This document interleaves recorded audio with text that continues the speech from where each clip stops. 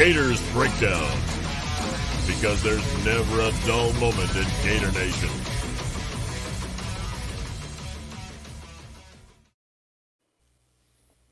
The Gators Breakdown podcast is ready to go. I'm your host, David Waters, and you can find me on Twitter at GatorDave_SEC. And joining me for this episode is co-host Will Miles. You can find him at readandreaction.com and on Twitter at WillMilesSCC. Will, how's it going, man?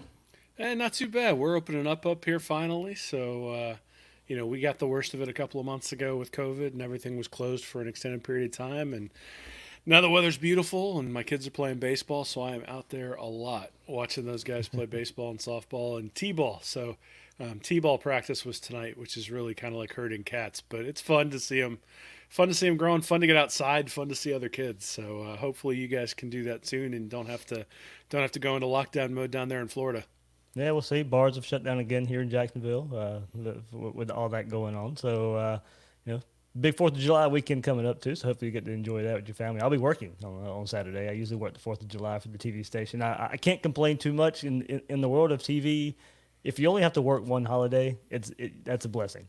So when I first started in the TV business, I was working Christmas, I was working Thanksgiving. It was the newbie, so you worked all the holidays, but this is the only one that I have to work. It stinks I don't get to watch fireworks with Hadley, my daughter Hadley. I haven't got to do that yet because I've worked every 4th of July since she's been born. But like I said, can't complain that it's the only holiday that I work.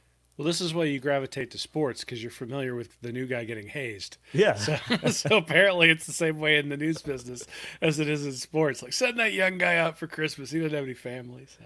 But, no, I mean, we'll have a good time up here. I'm sure we'll drink too much and eat too much. But, I think more than anything, 4th of July is almost a signal that camps are about to start, that really we're starting to buckle down for the fall. And, for you and I, it ends up being after July 4th, everything picks up and it's time to get going. So it's sort of chomping at the bit now for football season to start, to see whether Sankey will give everybody the go ahead and whether we can get the season going. Yeah, kind of announced today. We kind of already knew SEC Media Days wasn't going to happen in its normal stance. Now that's gotten delayed and postponed. We'll kind of see. I think it's kind of up in the air when these teams will start practicing a good bit. So I think the players and the coaches could be busy at some point where they don't want to break away, because usually SEC Media Days is about the week before fall camp starts. So I think with everything kind of up in the air, they just postponed it, and we'll get our answer there. I say, he did say last week they hope to have a full answer, ultimate determination for the season late July. So I'd probably look for something in late July, early August as far as SEC Media Days go. But, well, this episode, a pretty good episode here, I think. Florida's talent might not be on par with Alabama, Georgia, Clemson, Ohio State, but some metrics out there, there is enough talent for Florida to go compete for titles. Yeah, I mean, I think we've been talking about it all offseason, that the returning guys who are coming back, combined with Mullen's ability to scheme on the field, and then combined with maybe a few key additions, particularly those guys through the transfer portal, gives you some hope that Florida's going to be able to compete, along with when you combine that with the Gators' schedule this year, maybe gives them a little bit more leeway than they might have had last year or 2 years ago. So, yeah, I think we look at it and we say Florida's really got an opportunity here. They're going to have to take advantage of it, obviously. And some of these guys that we're going to talk about and where they're predicted to finish on these all-SEC teams or even all-America teams are going to need to come through and hit that, and can't probably suffer a bunch of injuries. But Florida's, I think we talked about it last week a little bit with the group that, I was a little bit surprised that I couldn't goad the Georgia guys into coming on to sing the alma mater if Georgia lost the game. And I think that's indicative of people recognize that Mullen is a good coach, that he's built something pretty successful here in Gainesville, and that this is really maybe the year to get a team like Georgia. And so, they weren't necessarily willing to put any money on it, and that's fine, right? It makes me feel good, actually, that people from other teams are looking at the Gators and saying, hey, there's an opportunity here. Florida, it's not a 70-30 proposition, it's a 50-50 proposition. And I don't want to end up on Gators Breakdown singing the Florida alma mater if I'm a Georgia fan. So I think they got an opportunity as good as anybody, really. And the nice part is you win the SEC, you're playing for the title. So, and sometimes even when you finish second in the SEC, you're playing for the title. So Florida has that opportunity, and we'll have to see whether they can take advantage of it. Yeah, as Will said, we'll take a look. As I said a couple of weeks ago, we would dove into the preseason magazines, Will, and next year I will remember it's going to be multiple episodes. So it will not be one episode when we talk about preseason magazines. So we did kind of the wide scope team previews, and then now kind of more into particular players and how the players look as well. But before we get there, remember, you can find Gators Breakdown on news4jax.com/Gators Breakdown. You'll find all the Gators Breakdown episodes there, as well as News4Jax coverage of the Gators. Please share, rate, and review the show. Subscribe on YouTube or your favorite podcast platform, and follow Gators Breakdown on social media and Twitter and Facebook at Gators Breakdown. So let's start wide here, Will, in the National All-American list with these preview magazines. Athlon All-American teams list Kyle Pitts as a third-team tight end and the only Gator on their All-American list. Lindy's All-American team lists Kyle Pitts as the second-team All-American and the only Gator on their list as well as far as National All-Americans go. Well, probably not really a surprise, honestly, if you sit and think about it. It's that, Kyle Pitts, only preseason All-American in these publications. Pitts is getting hyped up this offseason. Seems like every week I see some NFL scout posting or talking about his performance versus LSU or Georgia. If his blocking was improved, he'd probably be the first tight end listed here. But he's such a threat as a receiver that it overcomes his blocking liability sometimes. I think he got better there later on in the season. But look, he's done enough to get noticed. Anytime you hear Kyle Trask's name, you hear Kyle Pitts' name as well. He's probably looked at right now as the Gators. Right now, if you look at mock drafts, only Gators first round selection going into next year as well. So, not really a surprise as far as preseason lists go. That Kyle Pitts is the only All-American for the Gators. Yeah, I mean, I think it's actually interesting. I suspect that Pitts may end up taking a step back this year, not because he's a worse player, but because Mullen tends to spread the ball around, and the other guys are going to get involved, and really defenses are going to be geared to stop Pitts this year. That's maybe the reason why you wouldn't have him as the best tight end in the country, but I mean, he does so much for the offense because he draws so much attention. You even saw that in the LSU game where Van Jefferson came out in that second half and had a big second half because Pitts had a big first half, and all of a sudden LSU was being forced to bracket Pitts on one side of the field. Mullen split out Jefferson on the other side, and all of a sudden he was one-on-one against Stingley there, the true freshman for LSU last year. So Pitts, whether or not he catches a ball, he's got a gravity to him. It's a lot like, I use Warriors analogies a lot when I'm talking about football. And the Golden State Warriors with Steph Curry and Klay Thompson, they have so much gravity that all of a sudden it opens up things for guys like Draymond Green and even in some respects Durant when he was there. And I think it's the same thing with Florida. When you've got Kyle Pitts out there, it opens up things for other guys. So guys like Keon Zipperer may have an opportunity to step up. Mm-hmm. Damien Pearce or Lorenzo Lingard, if they have an ability to catch the ball out of the backfield, they're going to get an opportunity to do that. And then obviously Kadarius Toney, Jacob Copeland, and Trevone Grimes are going to have opportunities to shine because they're going to get one-on-one coverage because of Pitt. So I think this is sort of a recognition that if Florida doesn't get another guy to step up in the same way that they had Van Jefferson really be a good complement to Kyle Pitts last year, the Pitts is going to get a lot of double teams, and Trask goes to the right place with the ball. At least that's what he proved last year. And so he's going to go elsewhere other than Pitts if he ends up getting bracketed. Yeah, and what we have to remember with these All-American lists, Will, and the ones that are in these magazines right now, they're preseason. So right now, of course, we could certainly see players like Kyle Trask and Kyrie Elam or a pass rusher like Brenton Cox, Jeremiah Moon on a postseason list. But with quarterbacks out there like Trevor Lawrence and Justin Fields, Trask is certainly going to be behind those guys.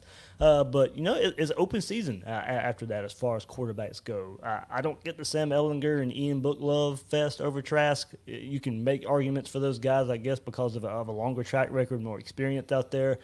But Athlon lists Florida as having the 12th best quarterback unit. Georgia comes in at 11, while Lindy's lists Kyle Trask as the 14th top quarterback in the country.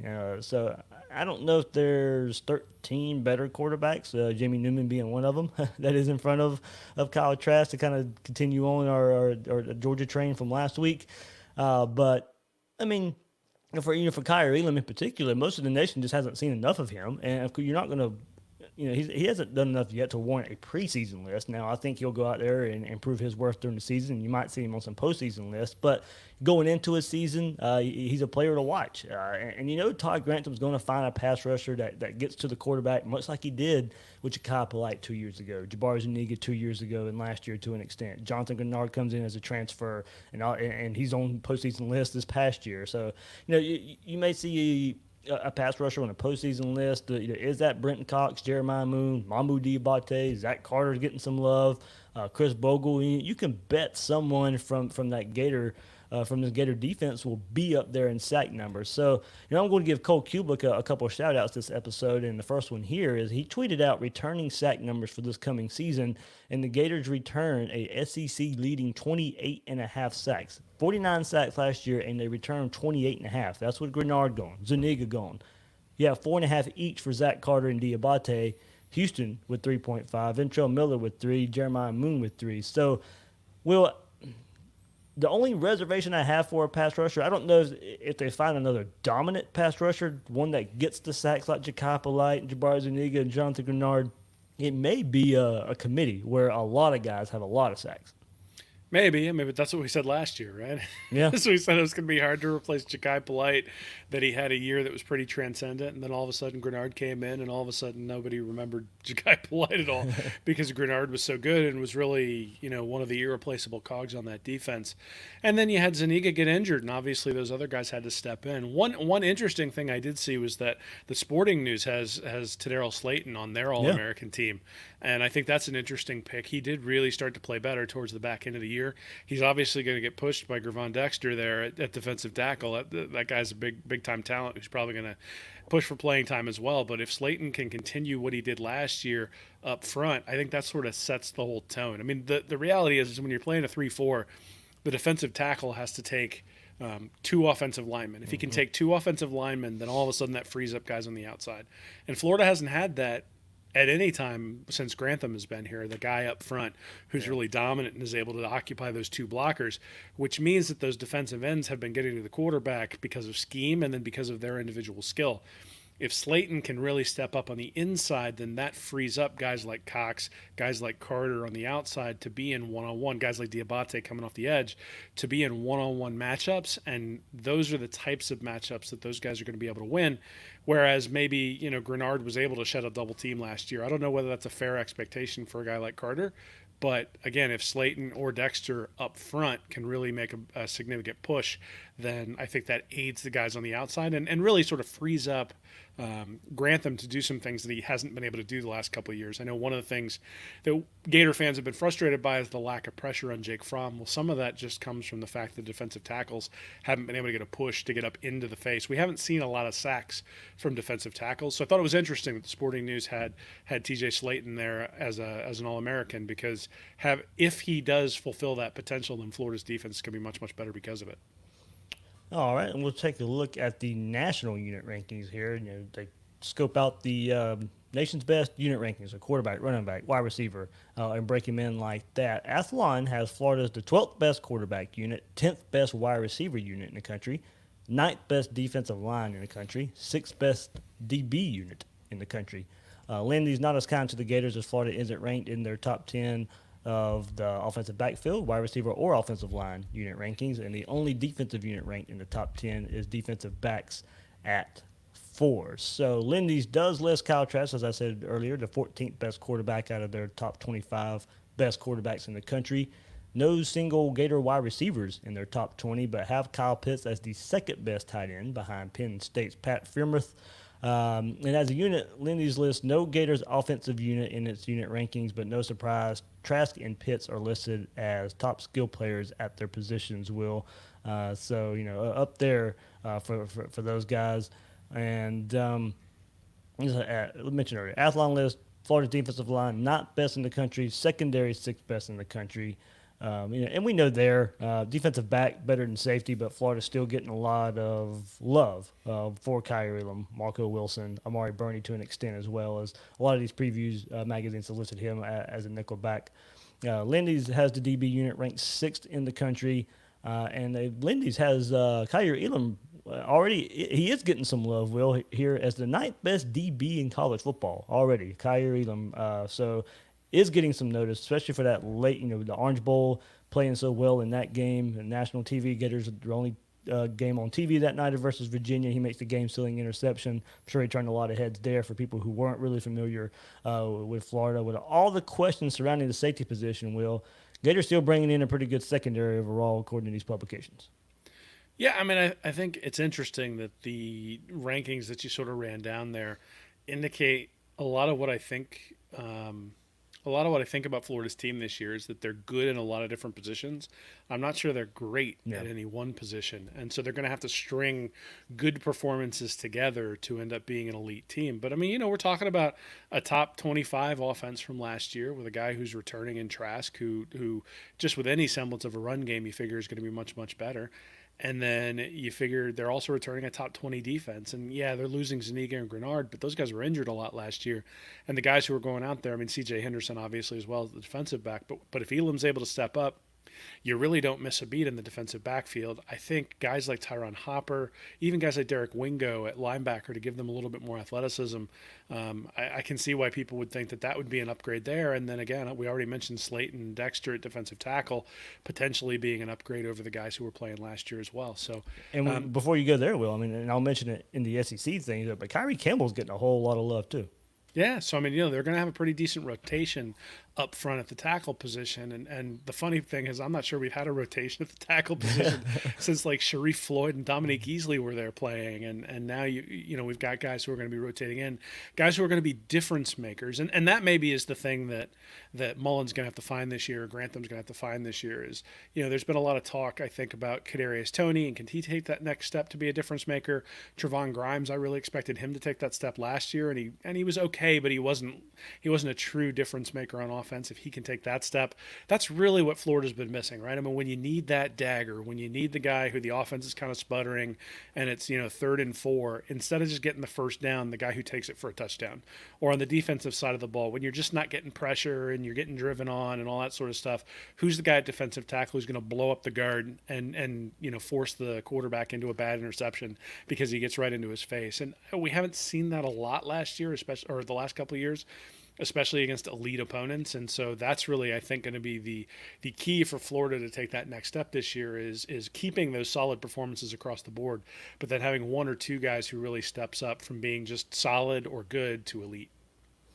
All right, now something next we'll get into, Will, and some people may see contradictory in a way, as we'll see. Athlon lists Kyle Trask at top 20 on their Heisman watch.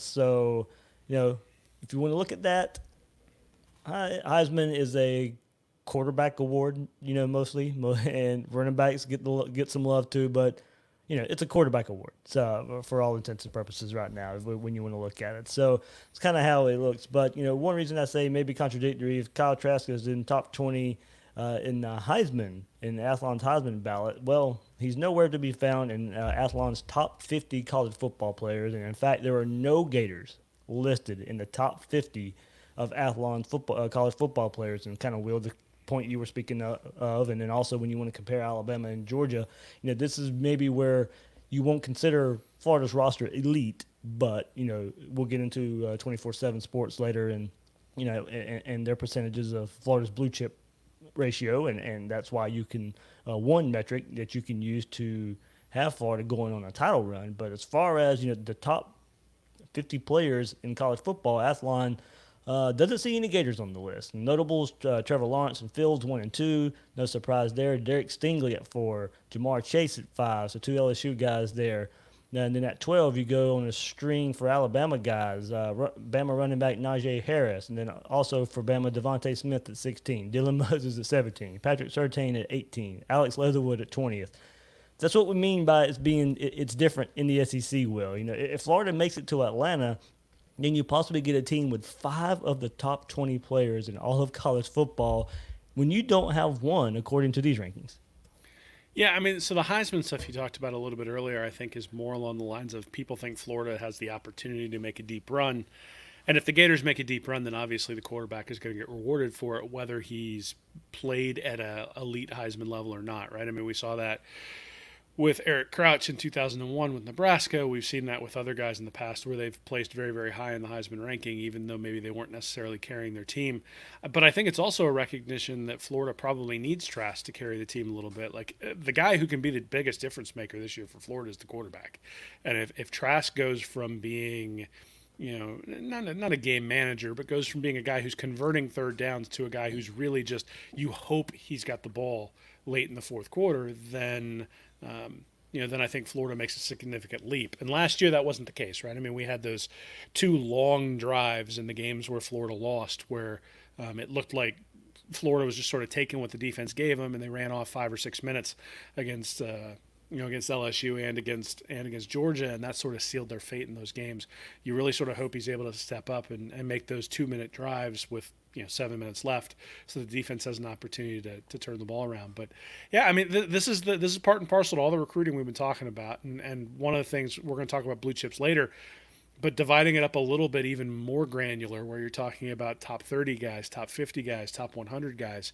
Florida has gotten a few of those when it's come to recruiting, but they haven't gotten as many as teams like Alabama and LSU and Georgia, and the recruiting game is a percentages game. So, if you get 2 top 20 guys, chances are one of those guys is going to turn out being a really, really, really good player. And that's sort of what's happened at Alabama, except that for Alabama, Saban signs 8 top 100 guys every year. And so it's not a surprise he'd have 5, 6, 7, 8 guys in the top 50, just because that's what his recruiting indicates that he would have. So Florida obviously hasn't had that yet. That's not the end of the world, but it does mean that when you look at these preseason rankings, nobody is looking at the pedigree of Florida's recruits and saying, oh, this guy's going to be outstanding.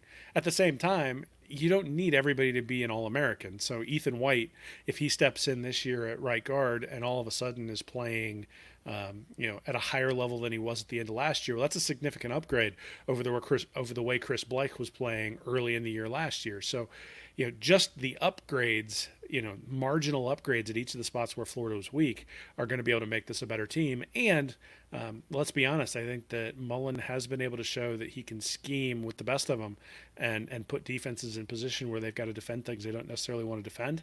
And so you don't necessarily have to have the absolute best guy at every position to win that way, but certainly it does help. Yeah, and preseason lists are just that. I'd like to go back and look and see how many LSU guys were top 50 going into last year. So, you have coaching changes and scheme changes, and no, Joe Burrow wasn't in the top 50 last year and was the best player in college football last year. And Clyde Edwards-Helaire at running back ended up being one of the best running backs in the nation. And a lot of those wide receivers for LSU weren't getting the love that they ended up getting during the season as well. So, of course, these things will change. This is just a look going into the season. Nothing set in stone here, of course. So, kind of some notables to round out their top 50 players here. FSU defensive tackle Marvin Wilson coming up 14th. Tennessee, Trey Smith, offensive lineman there, 26th. Jalen Waddle, 31 for Bama. Miami defensive end Quincy Roach transfers in, and he's the 38th ranked player according to Athlon. Jamie Newman at 43. Richard LeCount at 45 for Georgia. And Miami quarterback De'Aaron King ranks 48th. Everybody knows his connection to Kyle Trask. He was the starter at the same high school Kyle Trask went to. So I think you can make a case for Kyle Trask and not Jamie Newman should be on the list, Will. If you want to kind of break it into this, Kyle Pitts, to me, is definitely one of the top 50 players in college football as well. So I look at this list, and I can see 2 Gators on the top 50. We've kind of, already talked about these guys, Trask and Pitts here. But when I see Jamie Newman on the list, it's going to irk me every time until I see it. So look, we discussed it last week's episode as well. But Jamie Newman is on the list, and I think one Kyle Trask should be on the list as well. Yeah, I mean, I think maybe that's you should have taken that up with Braden last week. Yeah, I should. Yeah, that's the one I should have pointed out. I suspect though that if he were being honest, he'd say that those guys were guys who just missed the cut. Yeah, and that one of the things about Florida under Mullen is that you're not going to have a wide receiver who catches 80 balls. Mm-hmm. I mean, LSU was a little bit of an outlier because they had two guys who caught 80 balls last year. But, for the most part, you're going to have guys who catch 30, 35, 40 balls. And that's going to be the height of what happens, because the minute Kyle Pitts starts showing that he's able to take over a game, the defense is going to adjust. And when the defense adjusts, one of the things that was really good to see from Kyle Trask last year is a willingness to then throw the ball to P. Ryan or throw the ball to Jefferson or throw the ball to Swain. And those guys were able to step up. So I suspect that it's not going to be hey, just force the ball into Kadarius Toney. It's going to be, is Toney open because of the scheme and because of the play call and because of the defensive alignment? And if he is, the ball will go to Toney. If it's not, it won't. And that's going to be the same thing with Pitts and the same thing with Grimes. So I guess the difference with a receiver, like, everybody wants to keep bringing up Percy Harvin and how he's replaceable. That receiver in a Dan Mullen offense, it was because of what else he could do besides be a receiver. Well, I mean, the other thing is that Percy Harvin comes along. Right. Yeah. A Percy Harvin comes. I mean, we're having arguments. But I'm just saying, in your scenario, to me, that's probably the only way you get a receiver in a Dan Mullen offense, is one that can do something else as well. Well, he's tried that with Toney a little bit. He's put him in the backfield and he's handed it off to him. And I mean, the reality is, Kadarius Toney's a really good player, but there is no comparison when you compare him to Percy Harvin. I mean, Percy Harvin, we're comparing with some of the best wide receivers who've ever played the game. I mean, guys like Peter Warrick and his ilk, as opposed to, guys who are in the game today. So I think that there are arguments to be made that probably Pitts maybe should be in the top 50, especially, like you said, if he's improved his blocking. That's obviously going to make Florida much, much better. And then you figure that Florida's offensive line is going to be better, which should open some things up as well. I mean, last year they were using Pitts to open up things because they couldn't run the ball. So they were using 5 wide sets and putting Pitts and P. Ryan out wide just to try to get the defense to declare what they were going to do. This year, the hope is that they're going to be able to run the ball effectively to where they'll be able to disguise some of the things they want to do because of it. And maybe that'll open some stuff up for Pitts as opposed to closing it from some of the formations that they had last year. So there's going to be an opportunity. I think, again, you mentioned that this is just the preseason, so it doesn't really matter. If anything, maybe we want the Gators to not be on the preseason list because it'll tick them off and they'll be ready to go when the season comes. But the other thing is the schedule, I do think, makes a difference. I mean, these guys are going to have an opportunity to put up some stats because they're not necessarily going to be playing the highest level of competition, at least compared to what they played last year. Though I think that trip to Ole Miss is going to be an interesting one. That's one to watch. But they should have to get into schedule stuff. That trip does not scare me whatsoever for some reason. I don't know, man. We'll see. I'm on the Lane train a little bit, man. I think he's going to make them better. But I do too eventually, just not year one. Well, but again, that's a good point, right? That you get them relatively, midway through the year, and it's year one of Lane Kiffin, and so we'll see what he can do. But again, hopefully Mullen still has some hate left over from his Mississippi State days. Well, I mean, Mullen seems to be pretty vindictive. He hasn't. Yeah. Urban Meyer called those timeouts at the end of the Georgia game after they embarrassed Florida the year before. Mullen seems to have a little bit of that in him too, which, when you're not beating Georgia, it can be a little bit, I think people look at and think it's a little bit of bravado, but the minute he beats Georgia, then it'll be like Spurrier, just beating him like a drum and then talking about it afterwards. So hopefully we get to experience that this year instead of the other way around. All right, so let's focus on the SEC and where Florida ranks that. We just did a national look there, and not a whole lot of Florida love, but gets ramped up a bit here in the SEC. And so we'll start with the SEC unit rankings, and we'll start with Athlon. And, here we go. I'll just run it down quickly here. So Florida, second-ranked quarterback unit in the SEC, only behind. Athlon loves them some Jamie Newman in Georgia. So Georgia 1 and Florida 2 as far as quarterbacks go. The big dip. Here we go, Will. 11th for the Gators at running back. So big change from a year ago. I'll get into where Florida was ranked a year ago as well in these rankings. But the 11th best running back unit. I'm not sure. I doubt Athlon counts Lorenzo Lingard in here. Even if he did, he didn't do much at Miami beforehand. I think we're all excited about his potential there. So Florida may have got bumped up 10th to 9th or something like that. But 11th overall in Athlon's rankings for running backs. 3rd for wide receivers and tight ends, and 7th on the offensive line, Will. So, I'll concentrate on the offense there. So 2 for quarterbacks, the 11th ranked unit at running back, 3rd ranked unit at wide receiver, tight end, and 7th offensive line. And if I move to Lindy's, Same thing there. Georgia 1, Florida 2 at quarterbacks. Give Florida a little bit more love at running back at number 9 there. Lindy's did come out later, so I'm pretty sure they're throwing Lorenzo Lingard in there. So maybe where the difference comes from 11th to 9th for their receivers. Florida receivers tight end 7 in Lindy's, and the offensive line, they have Florida 8. They're pretty similar to one spot behind Athlon. So, Will, you want to take a look at it like that? At least, running back, offensive line, below average there for the SEC, below the halfway mark. So, looked at as going into the season, one of the SEC's worst rushing marks. Definitely going back and looking at last year and the struggles there. But we said it time and time again. At least the Gators, in the top 2 in both publications here at the quarterback position, the most important position in sports here. So should carry the Gators a long way. But we do know, looking at these running back and offensive line unit rankings here in the SEC, comparing them to your peers here, that's where the Gators have to get better.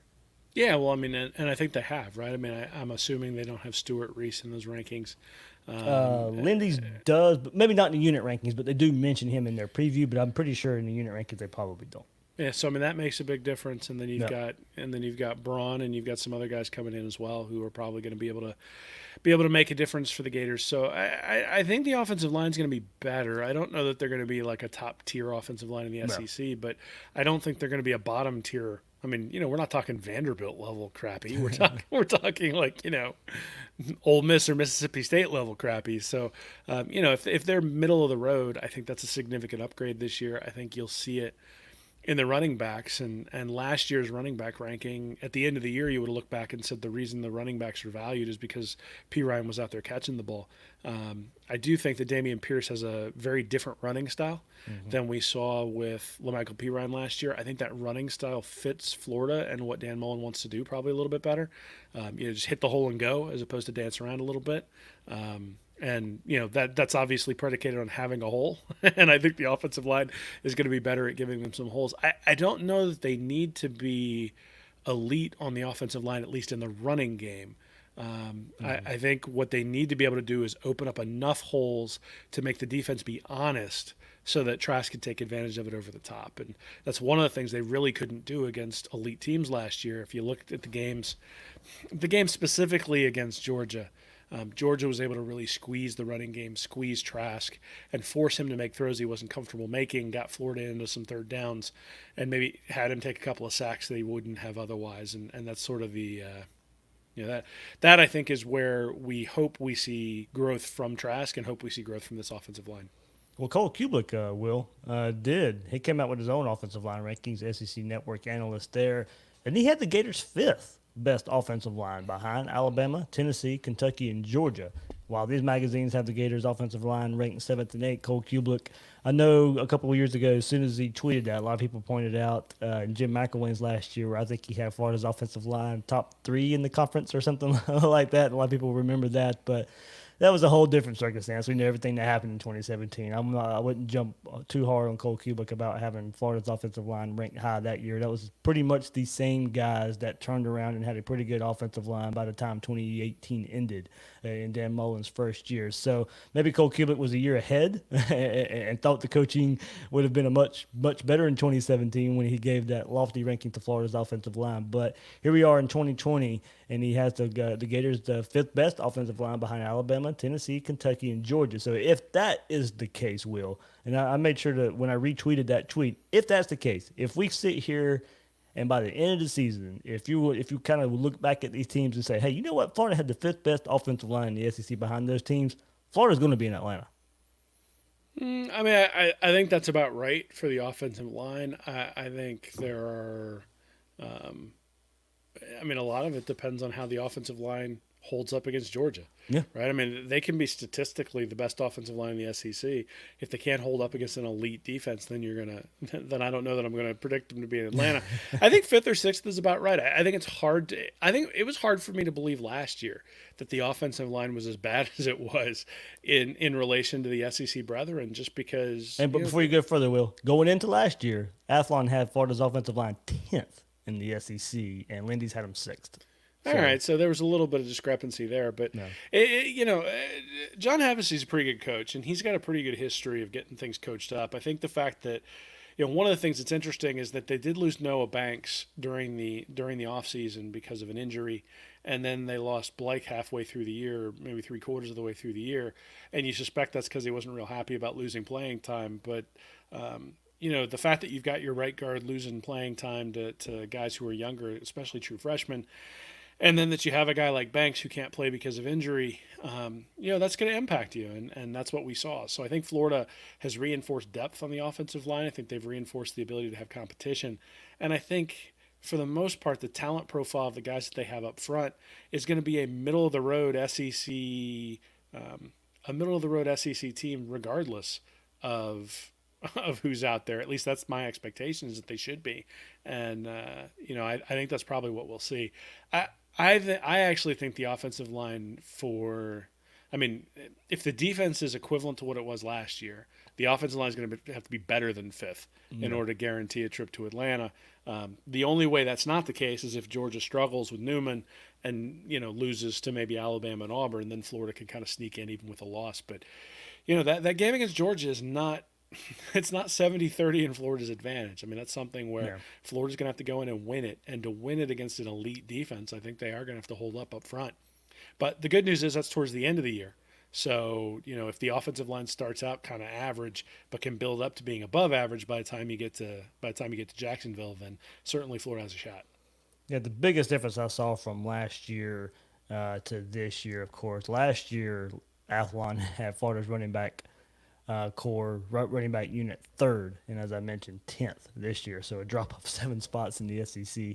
A lot of factors into that. What happens with other teams as well. That's kind of one reason Florida's so high at quarterback. Last year they were 4th in Athlon. With Felipe Franks leading the way this year too with Kyle Trask, but also you don't have Jake Fromm, Tua, Joe Burrow dealing with as well. So go to defense. Here for the Gators, and defensive line, 3rd, only behind Georgia and Alabama. Linebacker, 9, you can kind of understand that.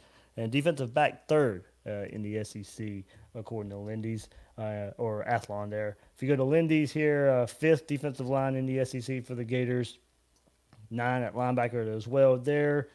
And number 3 for the secondary and special teams, they have Florida at 5. So, definitely top half for the SEC for defensive line and the secondary. Linebackers both at 9 in both publications. And, Will, you kind of alluded to it earlier. You'd like to see maybe a player like Derek Wingo get on the field and show his athleticism. Mamu Diabate can get maybe shifted to some linebacker play as well.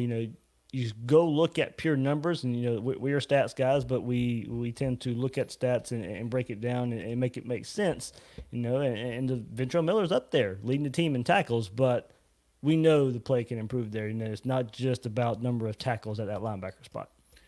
Yeah, I think Ventrell Miller's been a pretty good player, but I think in the SEC you always need guys who can come in and back up and we're getting to a point now where the offenses are so specialized that having an every down linebacker is a pretty special thing. It requires a special kind of player.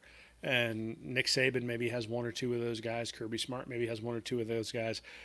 Dan Mullen hopes he's brought in 1 or 2 of those guys, but we haven't seen them on the field yet. But guys like Hopper and Wingo have sort of the pedigree to be an every down linebacker, right? And so I suspect that what we will see is that Miller and Houston are going to get quite a bit of time, but then when it comes to coverage downs, when it comes to times when the rubber meets the road and you really need athleticism out there, a guy like Amari Burney maybe slips in at the linebacker position, or you just bring in an extra defensive back and have one linebacker out there. There's just going to be some things that they're going to do to minimize some of the weaknesses that maybe these guys have in coverage. But again, you don't get that many tackles without being around the ball, without being a sure tackler. And that's the other thing, is that you bring in a smaller guy at linebacker or an inexperienced guy at linebacker, he misses one tackle and the ball gets taken to the house.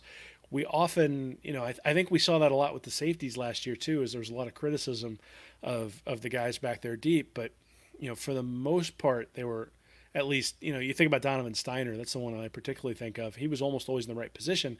Not the most athletic guy in the world, but he's in the right position. And so does he slow up the guy enough to where he doesn't take it to the house? Sometimes that's what you need the defense to do, as opposed to, coming in and making the bone-jarring hit or separating the guy from the ball or making the pick. I mean, obviously you'd like those plays, but sometimes just being in the right place, making sure it turns into an 8-yard gain instead of an 80-yard gain is the guy's responsibility. And so Miller, I think, based on his experience, is going to be able to do that. All right, let's move to the all-SEC teams, Will, and this is kind of where Florida compares to Alabama and Georgia, just right behind those two teams, not at the top. But if you want to take a look at the teams, and we'll start with Lindy's here, all SEC, first, second, and third team. Gators with 9 players selected. Here on the first team, you have Kyle Trask and Kyle Pitts. And then 4 players on the second team. You have place kicker Evan McPherson. And here we go, Will, Zachary Carter, the defensive end, second team, all SEC. Marco Wilson at defensive back, Kyrie Elam as well. But so Marco Wilson and Kyrie Elam, both second team, all SEC in Lindy's. To round it out, Trevone Grimes is on wide receiver, third team. Kyrie Campbell on the defensive line, third team as well. And rounded out with Sean Davis, who gets listed as a defensive back safety, third team there for Lindy. So 9 in total there for Lindy's. Compare that to last year, where there were 9 as well on first, second, and third team in Lindy's. So 9 and 9 for the last 2 years for the Gators. Alabama with 8 first team, Will, and 9 total. Like I said, Florida has the total, Alabama has, but Alabama 8 of them on first team. So there's the difference when you're trying to look at it. But in Alabama with 9, Florida with 9. That is behind Georgia with their total of 10. But Georgia with only 1 first teamer with defensive back Richard LeCount there. 7 second teamers for Georgia, kind of making up the difference. LSU with 8 total, so 1 behind Florida there. So here in Lindy's, the Gators are only behind Georgia in all SEC selections and tied with Alabama. Like I said, the difference there is just not at the top elite talent you want to look at. Obviously, Alabama much more top-heavy. And Will, before you kind of move on and look at Adlon's first, second, and fourth team selections, Lindy's had this thing called honor roll, and it's kind of going back to one of your points earlier about Kyle Trask. And one honor roll, they give Kyle Trask 2 honor rolls here. One is the most accurate passer. Not going to surprise us here with what he was able to do last year. The other honor roll for Kyle Trask was coolest in the clutch. So you look at the LSU and then you look at the Georgia games. LSU, yes, Florida lost that game, but to go into Death Valley at night in that scenario, his first road start, played really well. Played well enough for Florida to win that game. The Georgia game, yes, we mentioned the long drives there. Tried to lead a comeback late. There, fall short there. But also, Will, the first time he came in, and the first in the 2019 season, to come in that scenario against Kentucky, Felipe Franks goes down. Florida's offense not moving the ball all too well. Kyle Trask comes in, leads a comeback for the ages for the Gators, and gets a victory there in his basically first meaningful playing time where a game was on the line. Kyle Trask leads the Gators back. So I think they're probably looking at that Kentucky game where he comes in and what he did at night in Death Valley and giving him that coolest in the clutch label there. Yeah, well, if nothing else, the guy sat at Florida and won the job, right? I think we were all a little bit surprised when Trask was the guy that Dan Mullen tapped in that Kentucky game, and then still surprised that Trask played for the entire year. I think if you'd have asked me at the beginning of last year, all right, Felipe Franks goes down against Kentucky, and Florida's going to ride the rest of the year with one guy, I would have said it's going to be Emory Jones. But Trask has worked his butt off to make sure that he's the guy that Mullen picked, and that's what we saw. Cool under pressure can mean a lot of different things to a lot of different people. Obviously, there were some anecdotal things with the way he played in Death Valley, the way he played against Kentucky. Those are very impressive. But the thing I look at is how consistent are you when things start to get a little bit tight? And, I've mentioned this before, but he was on 2nd and 10 plus. He completed 67% of his balls, 8.4 yards per attempt. On 3rd and 10 plus, he completed 79% of his passes, 8.7 yards per attempt. So he's better on 3rd and 10 plus than he was on 2nd and 10 plus.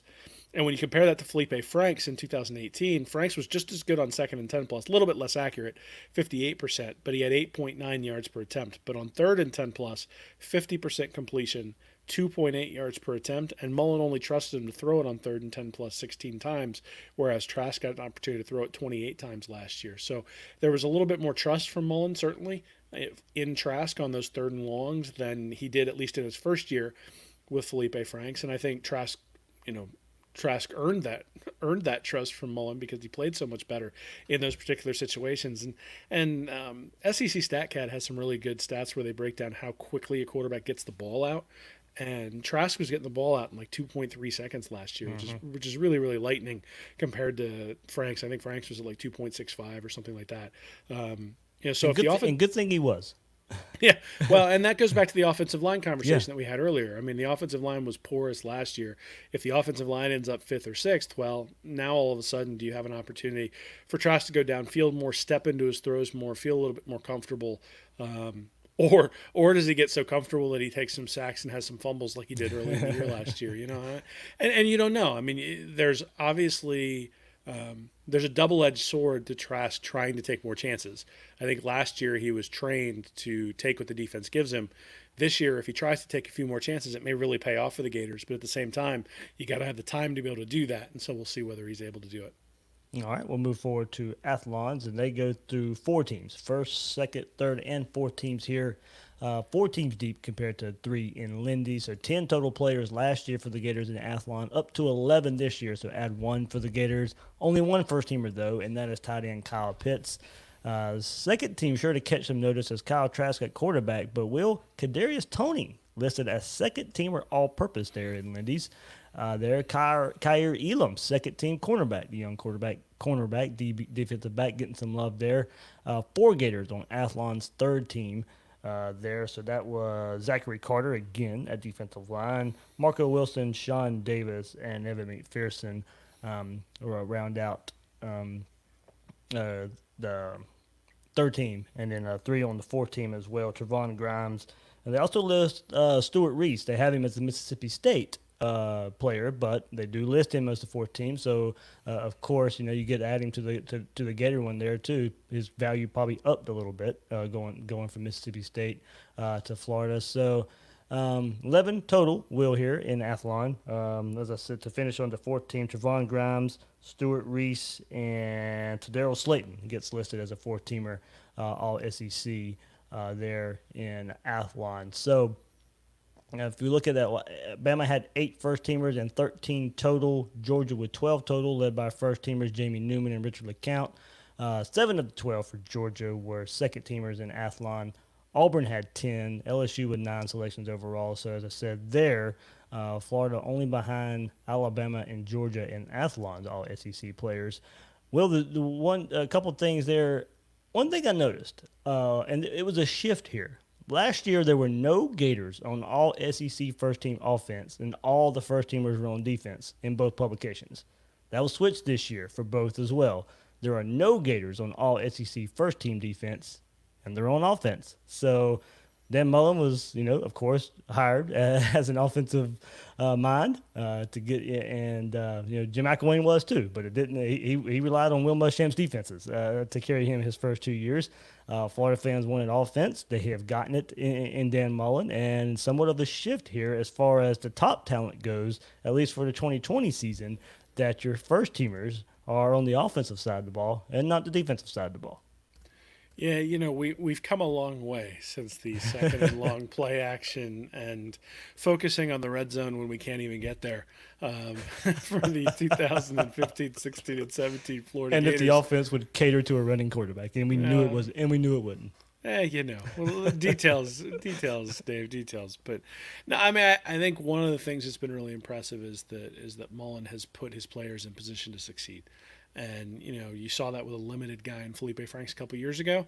I think you saw it a little bit because I'm sure, Kyle Trask, in terms of running the ball, was limited last year. He still ran the ball every once in a while, but it was a much more limited subset of plays that he was asked to run. And then you brought in, Emory Jones when he needed something specific in the running game.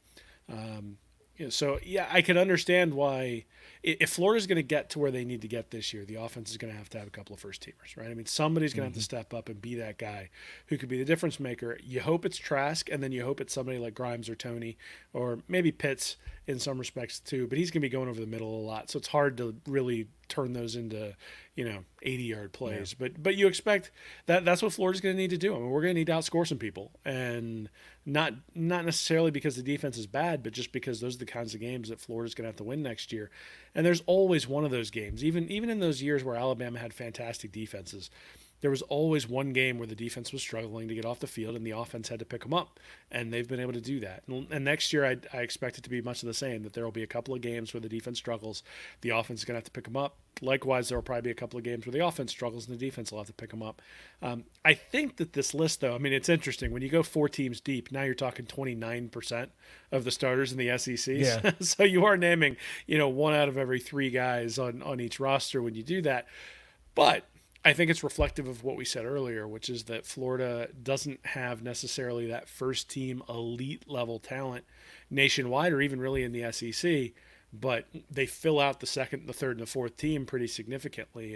And this is really a question of depth versus elite, right? I mean, it's Florida's going to have an awful lot of depth and experience, and that depth and experience is going to be up against guys who probably are slightly more talented. But again, it's a question of development. It's a question of Dan Mullen's ability to get the most out of his players, put his players in the right position to succeed, have them with the right wristbands on, and take out Georgia this year.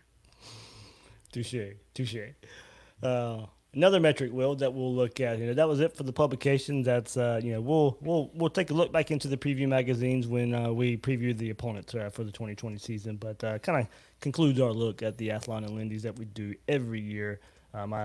Two of my favorite publications that are to get us ready for the college football season. And something that made headlines recently, Will, in the 24/7 Sports Blue Chip Ratio. And this is another metric that shows Florida is a team that could compete for a national championship, and 15 teams who can win a national title, and Florida's one of those teams. So we just gave you the talent on the roster as far as the publications view Florida and view them favorably, but 24/7 Sports Research shows that Florida's also one of those teams that can compete when looking at history of national championship winners. So this was written by Bud Elliott. A lot of people know him from his Florida State coverage back in the day, and he mentions quote, this tracks the minimum required level of recruiting necessary to win a title and published to teams who have met the standard annually in my Blue Chip Ratio article. Since its inception in 2013, it's been referenced in all major broadcast networks and referred to by head coaches.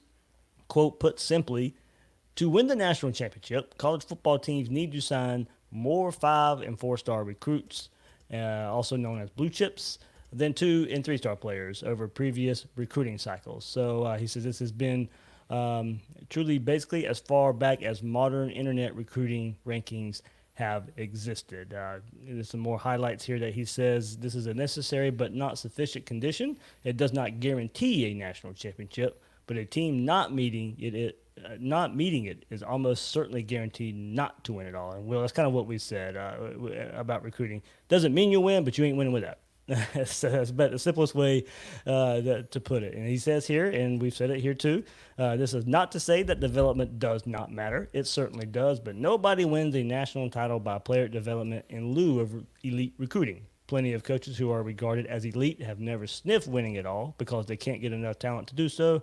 On the other hand, there are examples of coaches who are not regarded as premier head men who have won it all thanks to elite recruits. Gene Chizik comes to mind there. So, and his days at Auburn there. So, well, and he says all scholarship signees count. Transfers and walk-ons do not. So even Florida's transfers here, he's not counting that. So, Florida gets help there a bit when you want to look at that, and not the percentage that Bud goes to lead on about Florida. He's not counting transfers and walk-ons. He has transfers, not junior college, are not governed by the same recruiting rules, and though they're important, they are rarely consequential enough to turn a non-contender into a contender. Certainly happens sometimes, see Joe Burrow and Justin Fields, but for the most part, non-JUCO transfers are not huge impact players. So, Florida has had some impact transfers. We know that. Van Jefferson, Jonathan Gennard has made the team better there. So, but he says additionally, they are not ranked on the 24/7 Sports Composite, which is the source of the recruiting data.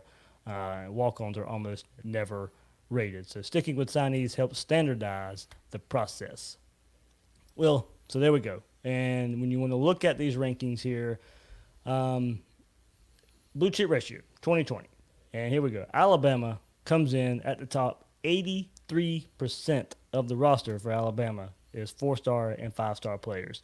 Georgia right behind at 82%. Ohio State, 80%. Texas at 64%. And then Florida is tied with a group of teams, LSU, Oklahoma, Clemson, and Florida, all at 63% in the blue chip ratio here for 2020. So, Will, the biggest thing you can tell, Alabama, Georgia, Ohio State, 83%, 82%, 80% of their roster is filled with blue chip, 4-star, 5-star players. They separated themselves a bit. Basically, Texas, LSU, Oklahoma, Clemson, Florida, all grouped in together there as in a second tier. So you have a tier of Alabama, Georgia, Ohio State. Those teams are fighting for the SEC and college football playoff spots year in and year out. And then you have Texas, LSU, Oklahoma, Clemson, Florida. Of course, LSU, Clemson, recent history, national championships there. So that does show, according to this metric, Florida does have the talent to go compete for the SEC in a national championship. Yeah, I mean, the one thing that they're missing there, I think, is the quarterback play. That's really the one thing that has consistently driven those teams. So I agree that you need that blue chip ratio to be able to compete for the national championship. Obviously, I believe in recruiting significantly. But I do think that one of the things that maybe is missing there is guys like Cam Newton make that Auburn team go, right? Guys like Tua Tagovailoa make Alabama go. Gene Chizik wins a national championship because of Cam Newton. Well, and so, I think that one of the things we need to recognize is that if you get elite quarterback play, that's when these teams that have that have talent profiles in the 10 to 15 national ranking have a shot. I think you're hard pressed to win it if you're less than like 5, 6, 7. Especially in the SEC. And that's the thing that's maybe missing from the blue chip analysis here. I guess there are kind of two things. One is that, NFL guys, I've done some work in the past that shows that like 80% of guys who are ranked in the top 15 end up in the NFL. And it drops pretty precipitously. Once you get to, 75th to 100th, you're at like 30% of those guys make to the NFL. And it basically kind of levels off around 25% as you go all the way out through the 4-star rankings. So what that indicates is that having those guys who are rated in the top 15, the top 30, really guarantees that you've got NFL quality guys on your team. And if you look at Florida from 2016 to 2021, and this is from late April, so it's a little bit out of date, but it's pretty much, it doesn't change the conclusion. So Florida's had 1 5-star commit, 73 4-star commits, and 53 3-stars. Georgia's had 23 5-stars, 78 4-stars, and 29 3-stars. So basically, for every 5-star that Georgia has signed, Florida has signed a 3-star. I mean, that's really what that boils down to. And you can win that way. You can win a lot of games that way. But when it comes down to it, when Florida goes out on the field against Georgia, they're going to be facing a lot of guys who are going to be playing in the NFL. And, there are ways to overcome that. The way to overcome that is have a quarterback who's just kicking everybody's butt, and to have the opposition not have that guy. And that's one of the things, nobody who came up against LSU last year was going to be able to beat them because of the way Joe Burrow was playing. Alabama probably came the closest, really, when you think about some of the weird stuff that happened at the end of the first half in that game. But, that's the reality of things. So if Trask can step up and be an elite level quarterback, I think Florida can go really, really far with the level of talent they have. If he basically replicates what he did last year, I think the Gators are going to struggle to be able to take LSU, Georgia, and then potentially Alabama in the SEC championship game and be able to get to the playoffs. So I think a lot of it boils down to Trask because, yes, they have the talent to advance. But blue chip ratio is an interesting one. I think it gives you an idea of, does a team have enough talent? Yeah. But because the high-end talent seems to be so important in terms of being able to correlate, one of the things I've started doing during recruiting is looking at how many top 100 guys did Mullen sign, how many guys in the 200 to 300 range, and how many in the 300 or in the how many in the 0 to 100, the 100 to 200, and the 200 to 300, and trying to separate those out. Because just saying, I signed a bunch of guys in the top 300 doesn't really make that big of a difference. I had some guys coming at me this week on Twitter because of they were trying to use the 2008 Florida team as an example of the fact that stars don't matter, because the Pouncey twins one of them was rated a 4-star and one of them was rated a 3-star, but one of them was like 220th overall nationally and one was like 275th. Those are really good players, and they'd be 5-star. They'd be 4-stars these days, just because of the way the ranking system works. So I think And the Florida, SEC has changed a whole lot since then. yes, it has. But the reality is that '08 team was loaded, and Yep. and I don't think anybody debates that. Maybe they had a 3-star in a couple of different places, but again, if I go back to the Warriors example, Draymond Green is good because Steph Curry and Klay Thompson are on that team, and then eventually Kevin Durant. If you don't have those guys, Draymond Green. In fact, we've seen it this year when the NBA was playing. The Warriors are terrible with Draymond Green and only Draymond Green on the court. The minute you take those 5-star guys out of the NBA, Draymond Green is a nice piece to have, but he doesn't necessarily move the needle. But he moves the needle a lot when you get him to perform. So Mullen's track record with 3 stars is really, really good. At Mississippi State, he converted 3 stars into NFL guys at a much higher clip than coaches normally do. And so I do think that there's something to the fact that he's better at developing guys. So I don't know, based on that, whether he has to have equivalent recruiting to Georgia. Mm-hmm. At the same time, there's a big difference between 83% blue chip ratio and 63% blue chip ratio, and that's just the reality. Well, as you said, Will, I mean, he's proven it that they can do it with 3 stars. He can get them to the NFL. He can win a lot of games with them. We just want to see what he can do with 4 and 5-star guys because it erases one part of the equation. Well, he hasn't won the SEC yet, right? Yeah. So, I mean, that's the next step. I mean, the reality is that Florida fans, I don't think, are going to be happy just with a trip to Atlanta this year, especially if that trip to Atlanta doesn't come with a win over Georgia. I think you sort of look at it and say maybe a win over Georgia and a loss in Atlanta is seen as progress, but I don't think anybody's going to be happy with that loss in Atlanta if they're able to knock off Georgia, because this is a year that everybody expects Florida to be able to take that step and compete for the playoff. And so we'll see whether he can do it. I think it'll be it certainly makes this year interesting, and his reliance on the transfer portal has closed that gap a little bit. I think if you look at the top 22 guys on each roster, I think Florida compares pretty favorably. But I think if the injury bug starts going through Gainesville, it's going to be harder to replace those guys than if the injury bug was going through Athens. All right, Will, and one thing I kind of wanted to point out before we go here, and how that kind of correlates to the final rankings and how these teams performed the last couple of years. The percentage isn't going to change from year to year all that much. In the last 2 years in the SEC, only 4 schools had double-digit wins those 2 seasons: Alabama, LSU, Florida, and Georgia. There are only 4 teams in the SEC that have double-digit wins the last 2 years. So LSU with an SEC and a national championship, Bama with an SEC title and a national championship appearance. Georgia's winning the East both seasons. Florida's right behind there with 10 and 11 wins in Mullen's first 2 seasons. So in 2018 you had Florida beat LSU, and then that same LSU team handled Georgia, and then a couple weeks later Georgia beats Florida. Not a lot separated those teams in 2018, but Bama certainly being the class of the SEC that year. And then last season, LSU takes the mantle as they have a close battle with Florida and Alabama, handled Georgia in the SEC championship game. Bama took a step back, finished behind all these teams in 2019. So, all 4 of these teams have had, similar couple of seasons the last 2 years, and most are looking at these 4 teams to continue that in 2020, especially when you look at these blue chip ratios. Yeah, I mean, I think recruiting matters, right? I mean, that's really sort of the take home from that is that the blue chip ratio and recruiting and top 100 and all that stuff does point towards teams that are able to win year in and year out. And one of the things that so top 10 classes with a special quarterback, yes, you can make it to a playoff. That's really kind of what we're looking at for Florida this year. But to consistently be the team that is always there and always in the mix requires a special level of recruiting, especially in the SEC. And that's what we're seeing, right? I mean, LSU gets a transcendent quarterback performance from Joe Burrow and all of a sudden is winning the national championship. I suspect they're going to come back to earth, not only because of everybody that they lost to the NFL, but because Miles Brennan is not Joe Burrow. And we're going to see that. Same thing with Tua at Alabama. I suspect that Alabama is going to come back to the pack a little bit just because of the fact that they had a transcendent guy at quarterback. And Mac Brown may be really good, but he's not Tua.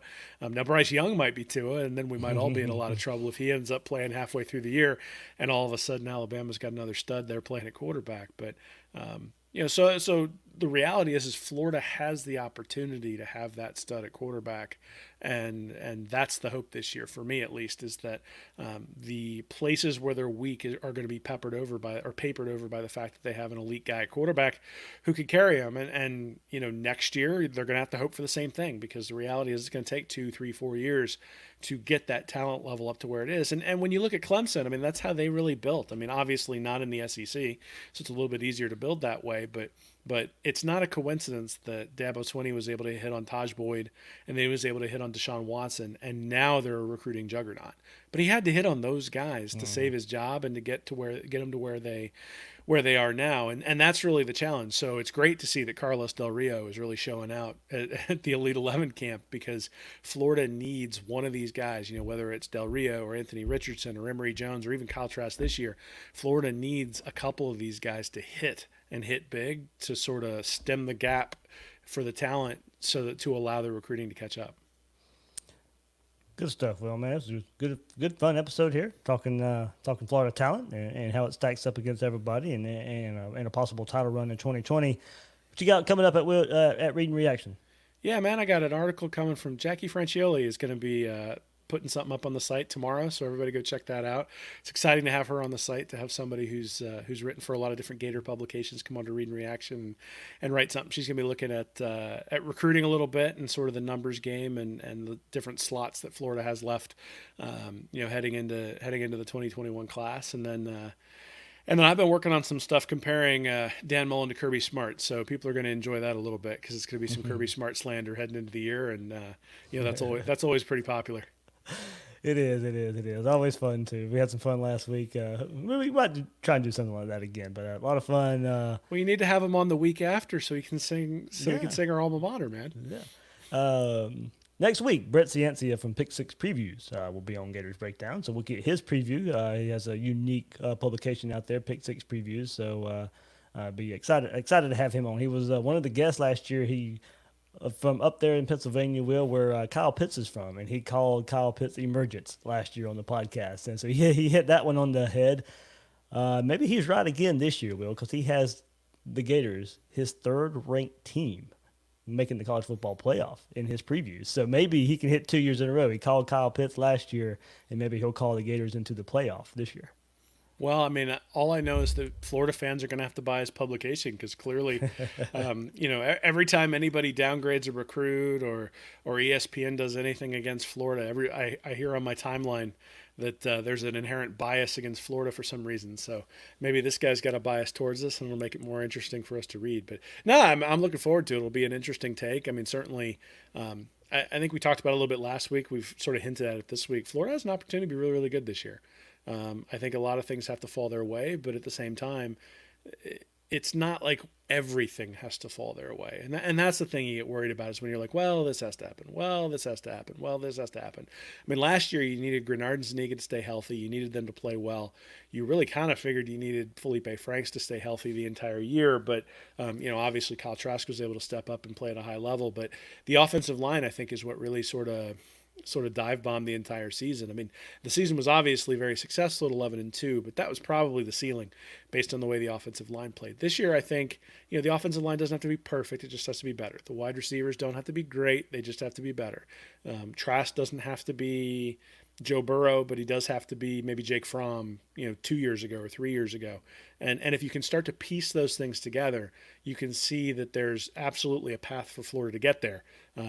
But certainly, I think if you're a Georgia fan or an Alabama fan or maybe even LSU fan, you can convince yourself there's a path for your team as well. So that's why it's fun, right? I mean, one of the downsides to playing in the SEC is that you only get a couple of shots because you're always playing elite competition. But one of the nice parts about playing in the SEC is you're pretty sure you're going to win the title if you make it to the playoff, because you've certainly played teams that are probably better than the guys that you end up playing in the playoffs once you make it there. And so that's one of the beauties of playing in this conference. One of the reasons it's so much fun. And why we're really wanting football this fall. So hopefully we get it. Hopefully we get it. Absolutely. Send your letters to Sankey, guys. Yeah. That's Will Miles. You can find him on Twitter at Will Miles SEC, and his site, readandreaction.com. I'm the host of Gators Breakdown, David Waters. You can find me on Twitter at GatorDave_SEC. Guys and girls out there, thanks for listening to this episode of Gators Breakdown.